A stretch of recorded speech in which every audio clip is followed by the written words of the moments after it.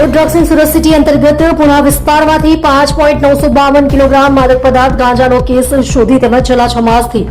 Saroli police સ્ટેશનના 17.14 kilogram ગાંજાના કેસમાં નાસ્તો આરોપીને પકડી પાડતી પુણા પોલીસ ટીમ સુરત શહેર police inspector Shri VM Desai તથા પોલીસ ઇન્સ્પેક્ટર શ્રી આરએચ મોરી તથા પોલીસ ઇન્સ્પેક્ટર શ્રી જે હળવદિયા નાઓ સર્વેલન્સ સ્ટાફના માણસોને માદક કેફી દ્રવ્યોની હેરાફેરી તથા પેટ્રોલ વિરુદ્ધ કાર્યવાહી કરવા બાબતે સૂચના અને માર્ગદર્શન આપવામાં આવ્યું જે સૂચના અને માર્ગદર્શન અન્વયે સર્વેલન્સ સ્ટાફના પોલીસ ઇન્સ્પેક્ટર ડી.કે. બોરાણા તથા સર્વેલન્સ સ્ટાફના માણસો માદક કેફી દ્રવ્યોની હેરાફેરી તથા પેડલરોને પકડી પાડવા સારું વર્કઆઉટમાં હતા તે દરમિયાન સાથેના હેડ કોન્સ્ટેબલ હરિભાઈ દેવદાસભાઈ નાઓએ તેમના અંગત બાતમીદાર મારફતે મળેલ બાતમીના આધારે 4 ઇસમો પિન્ટુ બિસોઈ, સંતોષ જેના, કેશવ ગોડા, નીટુ પ્રધાન નામના ઇસમોને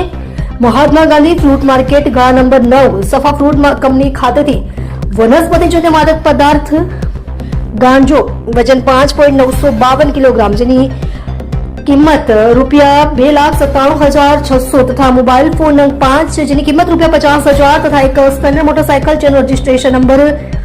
GJ05KT3220 જેની કિંમત ₹40,000 તથા રોકડા ₹270 મળી કુલ ₹3,87,870 નો મુદ્દામાલ મળી આવેલ સદન ઈસમો તથા વોન્ટેડ ઈસમ વિરુદ્ધ NDPS એક્ટ મુજબ ગુનો રજીસ્ટર્ડ કરી નો ડ્રગ્સ સુરત સિટી અભિયાન અન્વયે માદક પદાર્થ કેફી દ્રવ્યનું વેચાણ તથા હેરાફેરી તથા પેડલરો વિરુદ્ધ કાર્યવાહી કરવામાં આવેલ છે।